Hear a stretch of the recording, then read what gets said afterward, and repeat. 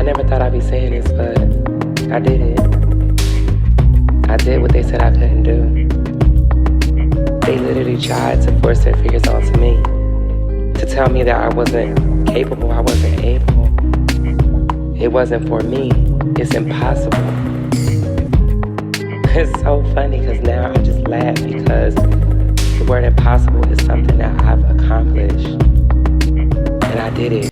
Welcome back to another episode of AskJNSPodcast, where we just be chatting. I am your lovely goddess of a hostess, Akai. What y'all doing? Okay, you guys, welcome back. We are on episode 9. Hey, y'all. Let's really tap right into it, y'all. There has been so many things that have been like irritating me on the internet. First of all, the Nolan Wells story. If y'all have not heard, this black boy went out with his 3 white friends on an island, doing a boat thing, doing the things, and everybody returned home safely besides the black boy. So it's so many different things that have gone through my mind. First of all, it breaks my heart for one.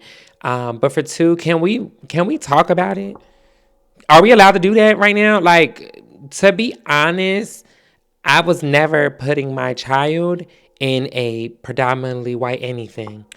I know the thought process behind it. Trust me, I do, especially when you've gone to public schools in the hood and even in the suburb areas, they end up not really, pushing the students in a way to graduate and be great and be, prosperous or whatever the case may be. They don't really do that much. So when the schools that are predominantly white are the ones that get all the funding, and then the rich areas and things of that nature, right? It's just the way of the game, right?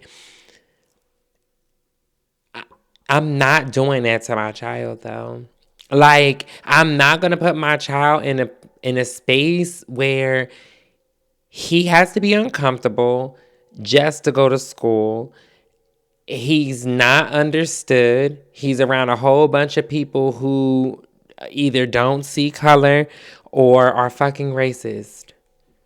And I'm not doing that to my child. Like, trust me. Like, I have a cousin that has gone to predominantly white schools or whatever the case may be. And for a long time, my cousin just did not bang with the curly hair. Did not. You know what I'm saying? For a minute until, she figured it out and found herself and things of that nature. And that happens. Don't get me wrong. For school, high school, and things of that, it does happen where you have to refine yourself and things of that nature. But imagine being in a school full of, like I said, white kids, and you like, what you're around. So you see the cute white guy, maybe he's popular, maybe he's the things, who knows, right? But for some reason you're interested in him, and you're a black girl, right? Or a guy. It doesn't really matter. And you don't quite shoot your shot, but you do let things know or hints be what it's going to be that you like this person, at least to your friends. And he's not looking your way because you don't have straight hair, blonde at that, and then blue eyes. You're not even from the Caucasus Mountains. You know what I'm saying? And it will fuck with your insecurities. It will really get things going. I'm trying to tell you, like, oh my God, I like him. And then you're never chosen because you're the black one. It doesn't matter which way you see it. And don't get me wrong, I'm not saying there's no such thing as interracial love. I'm not saying it can't happen. I'm just telling you, in those type of environments, it's not as likely to happen. It needs to be something that's going to change that person's point of view on black people beforehand, before it becomes a relationship goals. So I just don't agree with that, right? And I would say some things are circumstantial, but normally the circumstances is you don't have it and you end up in, poverty where they really don't give a fuck what you got going on. You know what I'm saying? It's never I have enough money, so I want to go put my child around very uncomfortable settings. I'm gonna need this. I'm gonna need for us, at least as Black people, not to be the minority. Unfortunately, I'm gonna need to see that. Like when I put my son in school, my son has always gone to diverse schools. Always. Like he has always he grew up in the suburbs. I mean, he's from the same hood as I am. So up until like I want to say preschool. Preschool, I don't want to say it was all Black because it wasn't. It was, but it was majority. They were, we were the ones. We were the majority of that particular school. But once he got to kindergarten and he started to live with me for real, for like all the way through and through, he's going to diverse schools. He's been living in the suburbs because I prefer, if my child is going to go to a school that is not from where we're from, it's going to be diverse. I want to see everything in this school. I'm talking about we need some Indian kids. We need some Asian kids. We need some white kids. We need some Black kids. I'm going to need for it to be enough of these things where, nobody feels out of place. Everybody has their thing. And of course, people will attach to whoever they attach to. But I also feel like being around different types of ethnicities and just different groups of folk and people and just different genres of personalities and things like that makes your child more worldly and just understand and have a better understanding of people, and not just Black people, not just the white people, but a diverse space where they can get to know and see and be around all of them. Like race doesn't really like super duper stick in unless they're at a predominantly one or the other two. But in diverse like spaces and things of that nature, you really start tapping into that aspect probably like middle schoolish and up. You know what I'm saying? Like more so that. So, but I much rather like him get to know, oh, I like this. Oh, my friend is African. He brought food and, it was so good. And this is what he made. Now he likes something that is totally outside of his natural culture. You know what I'm saying? Or, oh, I went to my white friend's house and I had my first casserole and it was great. I love casserole. Whatever. You can go over, but you can't spend the night. I'm sorry. No, thank you. I'm sorry. I need to make sure we maintain it. But y'all kids can come over here. That was the type of parent that I was. Like, when my son got of age to be able to go to people's houses and things of that nature, I wasn't really like... They were more so coming to my house, right? Because... I'm not going to lie, y'all parents be irritating me. Some parents irritate me. If the way that they treat their children will give me a predetermination on how I'm going to act towards them. And I don't want to be like that, but it's just natural for me because I am a mom. You know what I'm saying? So when I see parents who neglect their children and they end up being my son's friend and they, come over with me and whatever, so have you, then... You know what I'm saying? Like, I'm going to feel a way towards the parent. I'm going to say, I'm not going to say nothing to the parent, but this is a safe space for your child to come to because you're not doing your one. But I also don't want to be friends. My son had this one friend, and they was cool for a good little 1-2 or whatever. And me and the mom were cool, too. Like, we and her were cool. And, we kind of, like... text, not as friends, but just like, oh, hey, this is happening. Oh, today is my mom's birthday. Oh, it is? Let me text her. Like little stuff like that. Nothing crazy, nothing too out of the ordinary. And then our kids started to, run into issues. It was 2 of them. One of the brothers was like, being mean to my son and, just trying to make fun of him. And I think he said something about me. I don't remember, child. Don't get me to lying. But they started to fall out. And here comes the mom texting me like, hey, I don't know if you are aware of this, but, your son didn't speak to my son when he spoke. And I'm like, bitch, why are you texting me about teenagers? I don't give a fuck. I know it sounds crazy, but I literally don't. Do y'all remember being teenagers? Do y'all? Because I remember when I was one, 90% of the people I fucked with in high school and middle school, I don't know anymore. That's it. Like, it's just that simple. And as adults, you just understand that. And you mind your business because they're beefing today, but tomorrow they be friends again. And now we got beef because, bitch, what's up? Do not involve me or try to involve me. So stuff like that irritated me. So I was like, I text back like, no, I don't know that, because my son knows not to come to me about stuff like that because he knows I don't give a fuck. That's me. Like, I'm not even trying to be a bitch, but that I just don't care that they're beefing right now. So what?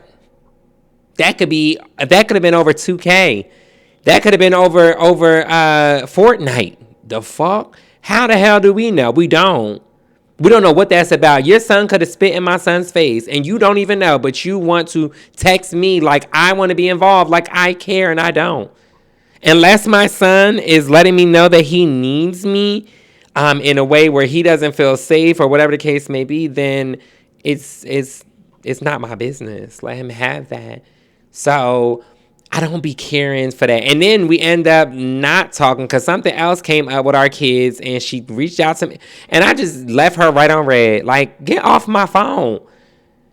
I only wanted to meet you so I can see what type of woman that you are before I allow my son to spend a night at your house. What's going on over there? Is there a man in the house? Where do y'all live? What's the living conditions? Like, those are the things I'm trying to figure out before I let my son go spend the night at your house. Or if not, then your son needs to come to my house. And they don't even be checking to see what type of parent I am. They don't care. People do not be giving a fuck. It's really just go, please. And the type of mom that I am, when my son's friends come with me, they're my children. As long as they're in my care. It is just that. I can't stand no parent that's what they hand out for kids. I think that shit is weird. When I was a kid, I had this one friend, child, and her mom, they would go to Six Flags all the time. And they would invite me, and I'm like, okay, I'm down to come, whatever, blah, blah, blah. And I get there, and the mom's like, yeah, it's going to be this much for the tickets. This is how much, like, and I'm like, I'm like a kid, right? I'm 13. I'm 13. I don't have no money. I actually don't have no money. Like, y'all invited me to come. Your daughter wants me to come. Like, so and I've gone, of course, I've gotten my money that I needed to go, and I've gone, and I still don't care for it. So as an adult, naturally, I am just going to be what I wanted for myself as a kid. And not even just because I'm trying to, scratch an itch, but I'm really just naturally a nurturer. I am just that. I'm caring. That's just who I am. You know what I'm saying? So it's okay. If I can't afford for your child to come to wherever me and my son is coming, then your son is, or daughter, or whoever is supposed to be coming with us is just not invited. I won't let my son invite none of his friends. I always let him know, hey, if you want to bring a friend with you, you can. My son he's my only child. You know what I'm saying? So you know how that can be. Like, yeah, we had fun, we did this, but sometimes I just want to sit the fuck down. Go there and let him do all the flipping and hooting and hollering. That's it. You know what I'm saying? So, like, at the end of the day, it's very much to keep my son company. And because you're here and you're my son's friend and my son considers you a friend and you've been good to my son, I'm going to show you my appreciation by making sure you're taken care of when you come here too. That's it. That is it, right? So I really prefer my son's friends to come here. You know what I'm saying? Not really him go to their house. If you want to go over there, cool. Child, and just to reverse back to that, my son is also very, very much different. Let's be real, child. He's been raised by me. Same friend, the one who they got into it and whatever. I dropped my son off or whatever case may be. I think I was like down the street. I wasn't even that far. No, I think I got home, but our home is not that far from there. Obviously, they go to the same school, so they're in like, you know, that certain proximity or whatever. Child, my son texts me like, it's hot over here and it's roaches. I said, I'm outside. Bitch, please, because my son don't got to be nowhere he is uncomfortable. And I love that about, like, this is when you know you hitting that shit as a parent. When your child would rather be home than anywhere else. If they go try to spend night at somebody's house, they're probably calling you to come pick them up because the living conditions are very different. It's hot in this bitch, ain't you know. And I think the friend lived in like subsidized housing or some shit. I don't know. And you know that kind of heat is different. Project heat different, bitch. If you know, you know. If you don't, I'm so sorry to hear it. But yeah. That should have you toe up in there. I'm talking about gasping for air.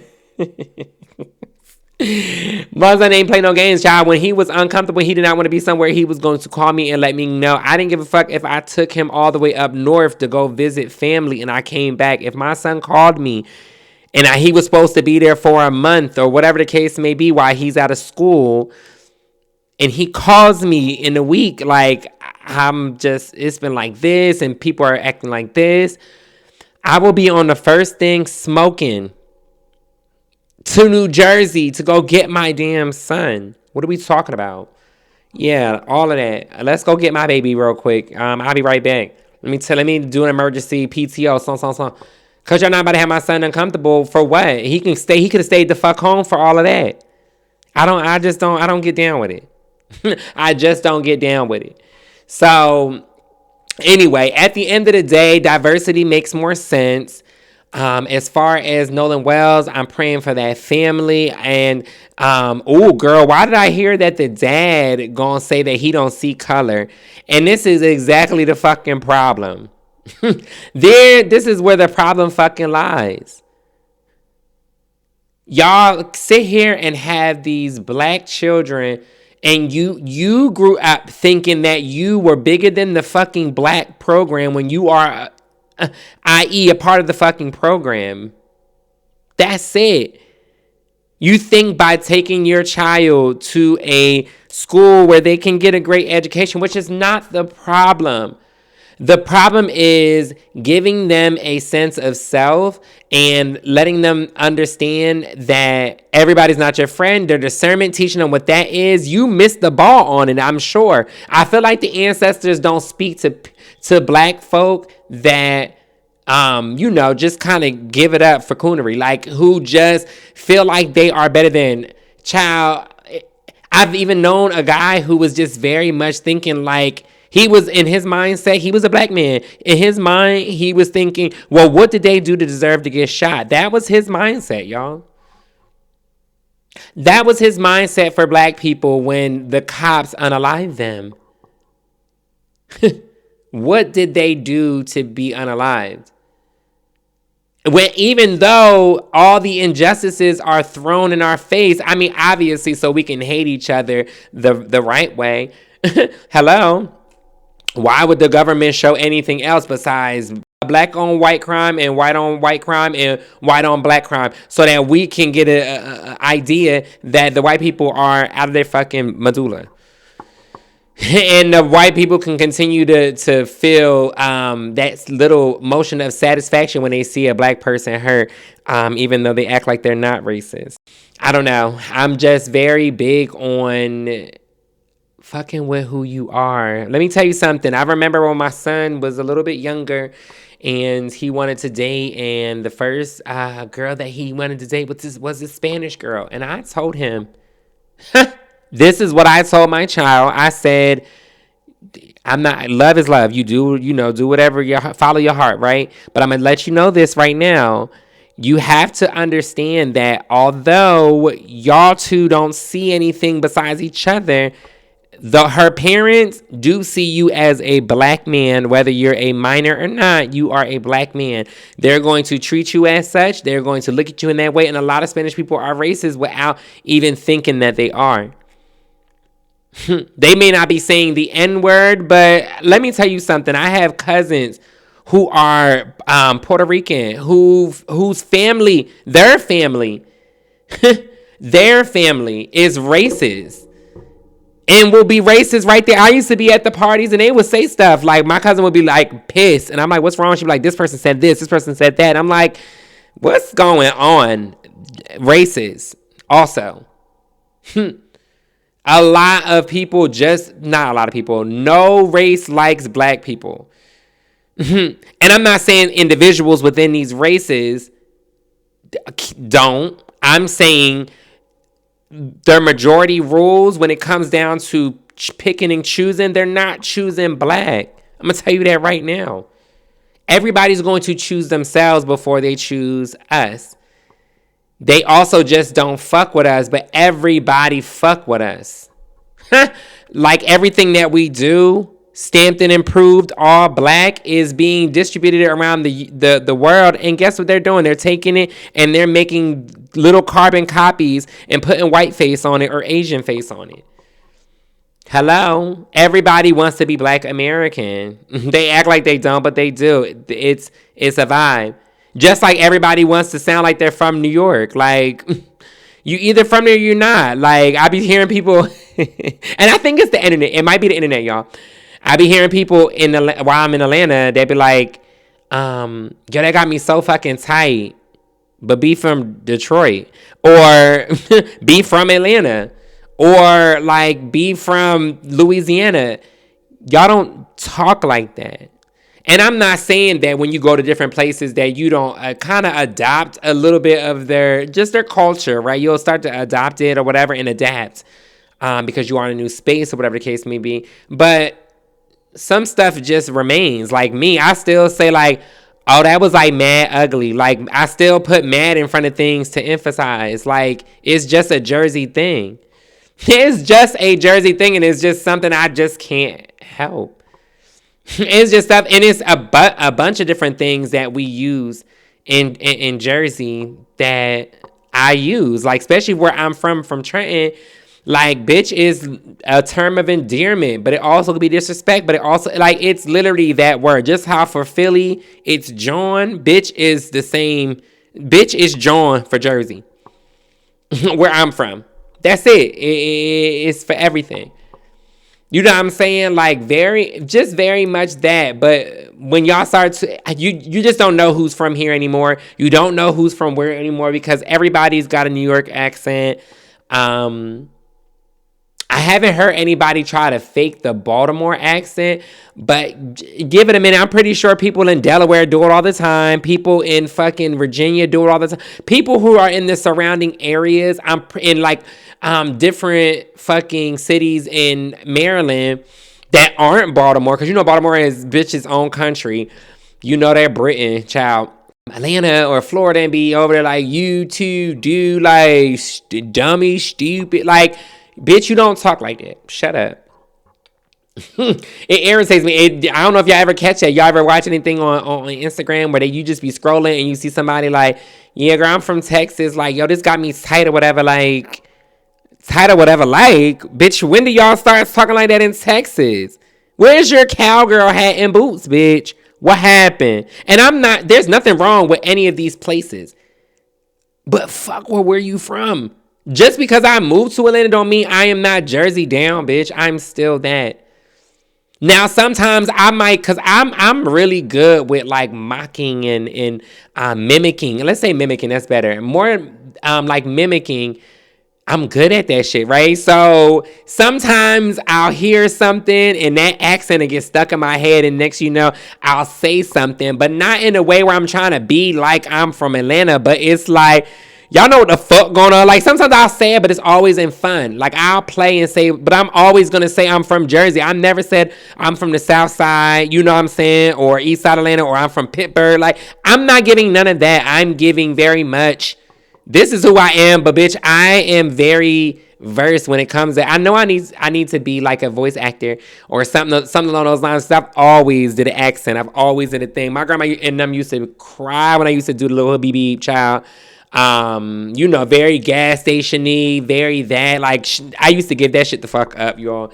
And they used to live for, like, do the thing, do the Indian man for us. Like, very that. So,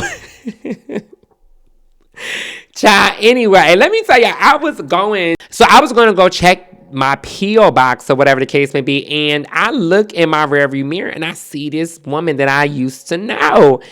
And it just made me think about our friendship. Like, we were friends, bitch. So let me tell you how it started. So this was my neighbor, my upstairs neighbor. And when I tell you, I couldn't stand them because noise. I'm talking about galore. Like, stomping, dogs, up and down. And then I think it was like the second day of them living there, she knocked on my door and came and was like, do you know who sell weed here? And I said, huh? I said, I don't smoke. And I closed my door right on her. And I did not like her because my son was sitting on the couch. I didn't smoke at the time. So I'm like, the fuck? Like, I just can't stand that ratchet ass shit and all this noise. And I was getting so irritated. Then I ended up getting this boyfriend. And I started smoking at this time. Right now, I'm at the age where I'm actually doing, maybe it was like a year later, I started smoking. And he was like, my plug's not answering. He was like, what about your neighbor? Remember she asked you about it? I said, yeah, but I don't like her. He was like, I'll go ask. And I said, period. So he went up, asked, and she ended up being the one who, like, was selling him, whatever the case may be. So now she has become my plug. And she was actually really nice, right? I just didn't like all that ratchet shit, right? That was just me. Because this ain't that. Like, we still live in the suburbs. Like, relax. Our relationship was client and plug. We'll stop and talk to each other here and there. One time she invited me up because she was still doing it, like getting it prepared or whatever. And we talking and blah, blah, blah. And she was like, I want to go to Florida. Mind you, me and her started being cool at this point. So, she like, yeah, I'm going to go to Florida, da-da-da. So something, you want to come? And I'm like, oh, period, I'm in there. So I went. I think my son, he was there. So it was us, and I think we were going to go see one of her kids play in Florida. So I rode with her, and it was a crazy ride, child. That thing be driving crazy. Bitch, when I tell you, I thought I drove like a crazy woman. I'm not even saying a crazy woman. I drive fast, and bitch, I know how to evade and do the things. This was more like, it was a long ride to Florida. Let's just say that. Anyway, we get there, we go support the game, whatever, blah, blah, blah. Then we meet her family. They was having like a little gathering at this Airbnb, I guess they rented. And it was big in there. It was very nice. And everybody was very welcoming. When I first meet people, I'm very, to myself. You have to come and warm me up that this place is receiving of me. If not, I'm going to sit in the corner until I'm ready to go, and then I'm getting the fuck. But, yeah, so we did that. We had a good ass time. Bitch, when I tell you I was lit, I'm talking about my eyes was closed, bitch. Lit as hell in there. They got me zooted and booted. I'm talking about blunts around the way, kept going. There was no stopping them, drinks all over. It was fun. It was really a good time. Everybody was very welcoming and sweet. I even got some of them on social media. Time goes on. Me and her are close. Like, we're close. She's also still my plug. So, and like I told y'all before, I'm a very loyal person when it comes down to good relationships. Like, if you do me good and the product is good and whatever you're serving is good, your services are good, I'm going to utilize it. That's just that. We started to struggle together. Like, not together, but like, kinda. She looking for jobs. She in and out of jobs. She's working here, and she's a hustler, bitch. She was, whatever she gonna get her hands on, she gonna do it. And I'm the same way. So we just kind of connected in that way. So, bitch, hustling. And I'm telling her about stuff. She telling me about stuff. So she ended up telling me about this call center job. I'm like, cool, I want to work from home anyway. And the reason being is because I'm in school and I want to be able to make it to my son's stuff. Like, I'm tired of working at night and things like that and missing it. So I'm going corporate. I want to be able to be home. I'm tired of going to offices, whatever. So she was like, hey, sis, they're hiring, da-da-da-da. I just got hired. I start on this date, blah, blah, blah, so on and so forth. She said, you need to apply. And I'm like, okay, period. She told me about it before, but I didn't apply because I just was in my zone doing my own thing. And then she brought it up to me again, and I was like, okay, bet. I applied, I interviewed, and I got the job, right? Now, me and her actually started on the same day. So they ended up getting me through my process just in the nick of time for the first orientation. We're in the same training class. The training was for 2 months. That's how much information it is. It's 2 months worth of training. Not 2 weeks, bitch. 2 months.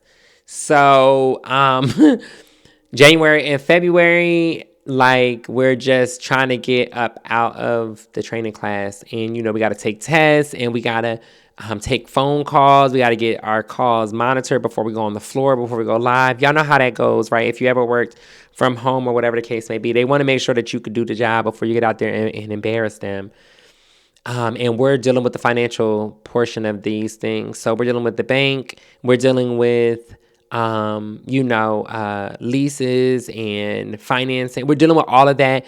So when we get in there, like, the way that I am with work, y'all, is I'm focused. Like, I'm hyper focused so I can learn a job. Once I learn a job, I'm going to look for more to get out of the job. That's just how I am. It's just, I'm a natural leader, whatever. So a lot of times during class time, a lot of times during like our regular meetings and when we have town hall meetings and stuff, they ask for volunteers, and I always volunteer because they give you like these fake bucks, like these fake bucks for whatever you want. Then they'll have a thing of prizes and you can bid on them. Like, you can, right? It's a price and whatever. You could put your bid on it. If you want to put $1 more to get it, you can. And then once the bidding is up, it's up. So anyway, I would volunteer for everything, get my name out there. When I tell you, by the time I got on the floor, my name was already known. I think I was on the floor for like 2 or 3 weeks. And then they sent out an email saying, hey, if y'all are, anybody is active, they sent it to everybody. Apply to do this. We got a special project coming up, and we're going to need some special people that her numbers are like this and who's doing really well and blah, blah, blah, and so on and so forth. No lates, no occurrences, no problems. And I'm like, can I apply for this? My manager was like, you can apply for it. Go ahead and apply. She said, go ahead and apply for it. I think you should. I got it. I got it. Mind you, I was only on the floor for 3 weeks, y'all, and I'm already on a special project. I stayed on that special project from March. It probably was like the beginning of April, actually, because like I said, it was like 3 weeks, and I got on the floor about like March. So from April to September, I was on this special project. I didn't even do my regular function that I was supposed to be doing when I first got there. So I was on this project, and I was balancing their books, like going through their all the documentation, going through their they had Excel sheet full of stuff, and I'm making sure that the customer wasn't owed any money and the customer didn't owe us any money. Like, that was what my job was for a few months. So I am I'm an accountant for real. And I was quick in there. When I got in there, I learned it. I was even teaching people who they brought on to help us when the workload was heavy. I was helping train. I was top of this, and I was getting things done. They kept me. So they were only supposed to keep us on for like a month. I stayed on until September. So that tells you how hard I worked on that team. Like, until it was done, then that's when they got rid of us. Well, when it was like dwindling down to like the last like I want to say like maybe 100 to 200 accounts, which was doable because these are accounts that are normally just open or closed, and we have to just check the balances. So they're going through those, and they're going to just get those out because it's already a team that is there for them. They just brought us on to help. But anyway, while we were in training, before I even got on the floor and just zoomed past. While we were in training, people were noticing me, giving me praise and things of that nature. And y'all, when I tell you she was showing her true colors in her ass, because you could tell she felt some type of way. Whenever they'll ask a question, like they'll call on her because she raises her hand because she's trying to participate. They'll ask her and she'll answer, and they'll be like, no, that's not really what we're looking for. And then I'll raise my hand, or my hand will be raised too, and they'll call on me, and I'll give the answer, and it'll be the correct answer, and they're like, good job. And then she'll go back and be like, well, no, what I was saying was I would do this, and I would blah blah blah, and like trying to argue her case like it was me versus her. And I started to notice that energy, and I was just like, what is she doing? Like, I don't know what this energy is, but I didn't, like, whatever. She's telling people at the job that she got me the job there, when on the contrary, that's not even true. She didn't get me a job anywhere. She told me about the job, and I applied, and I got it. She didn't even start yet. So even if I used her name on the reference list, she didn't even have the job yet. So how the fuck can she be a reference for this job, and she has not even started it? And I didn't know. I don't know why I didn't know. I think it was right. I don't know if I thought prior to or after that she already started, that she already had her orientation. Yeah, because that's what it was. I didn't know that me and her were going to have orientation on the same day, and so we were in orientation at the same time. And I'm like, oh, she never even started. So even in my head, I thought to myself, like, using her as a reference was pointless, because they didn't even know who she was. When you use a reference, that's people that are usually in, and people know them, and then they have some pull, something. But for you to just, you know what I'm saying, you bitch, you don't even work here. So it was a lot of that energy, but it started being like that moving forward. One of the times I was being petty when they called me for something. It was like some type of award or something. I forgot what it was. And she was walking past my desk, and I was like, hey, did you get recognized for that? And she was like, no. And she walked off. And I was like, I just want her to know that I'm not playing. Like, girl, what the fuck you think this is? And the energy was off ever since then. It was literally like, what really happened was she stopped speaking to me. This is how I knew that she really had a problem, because she stopped talking to me. Why are you not talking to me?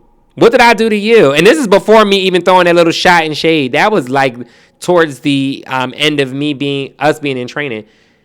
I threw the little jab, but prior to that, I didn't even say anything. I just was letting it be. I didn't say anything to anybody around. I didn't do any of that because I'm like, to me, I thought that I was tripping. That's the real tea. I thought I was tripping, y'all. I thought for a fact that,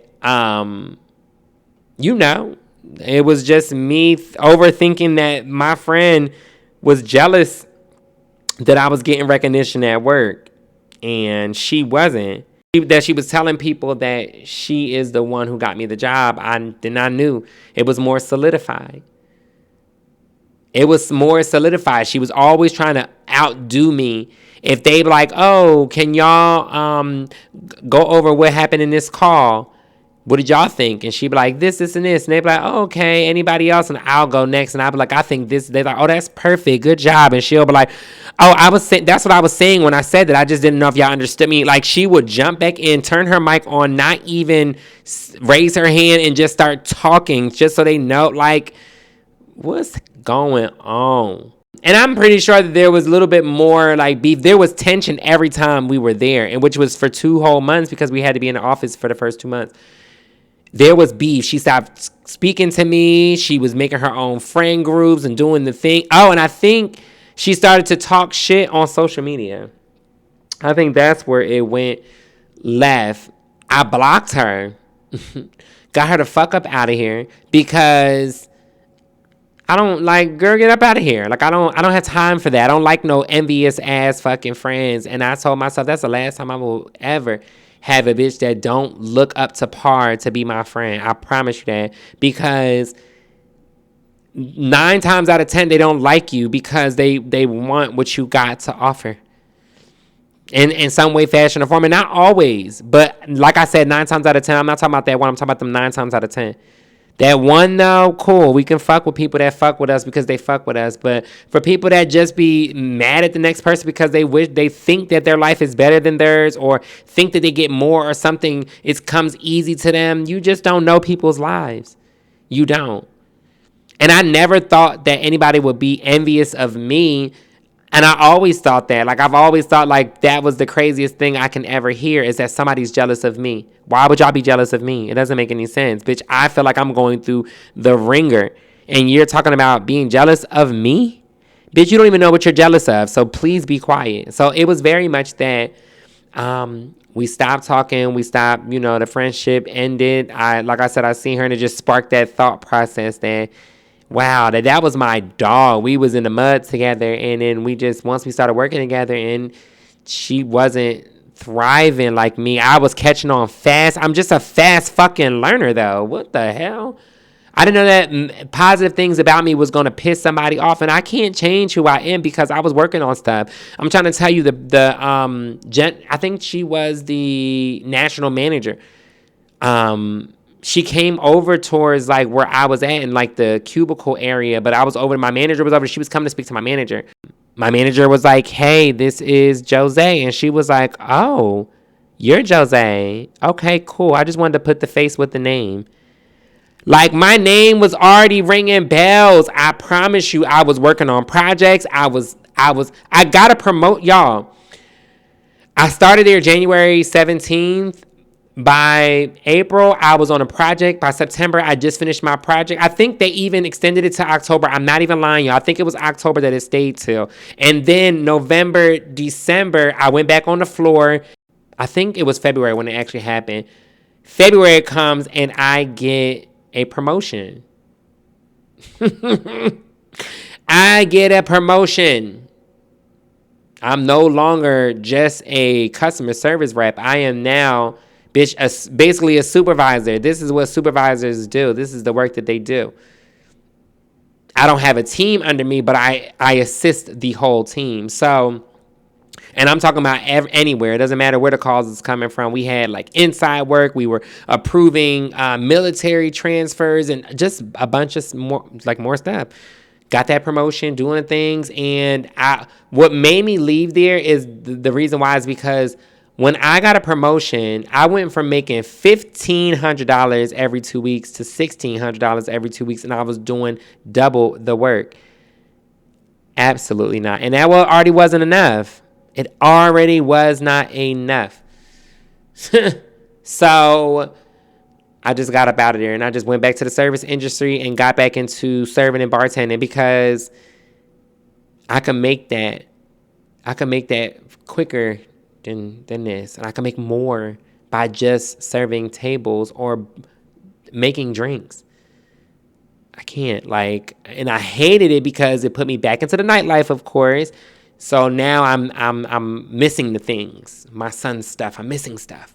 Damn, what the fuck? You know what I'm saying? But sacrifices, and plus he got to a point. I think he was like 16 when I got to this job. Let me tell y'all something. Teenagers don't give a fuck about you. They don't really fuck with you for real. They're going to complain about everything that you do. So, honestly, he didn't give a fuck that I was at work. He would act like he did, but he know he didn't care. Because he got to be free and do the things and go live his best life. He was dating and everything. So, he don't really give a fuck about what's going on at the house. So, it's perfect timing for me to get in the field. Making more money, double and triple the money that I was making being here and using my brain all damn day. I'm sick. All right, y'all. I just wanted to come by and give y'all another update to see what was going on. I'm appreciating y'all, and I'm so in love with the fact that y'all are in love with the podcast. I'm going to keep it coming, y'all. We are still going to post once a week. I'm just trying to figure out this scheduling. And once I do that, y'all, it's going to be a riggedy rap. And let that be that. But all right, y'all. Okay, y'all, it is what it is. I said what I said, and whatever. It's just a podcast. All right, y'all, cue my outro. Because now that it's done, I made it on top. The word impossible is not impossible for me. And that's why I'm going to keep moving. and keep doing it. Everybody's so quiet because there's nothing left to say.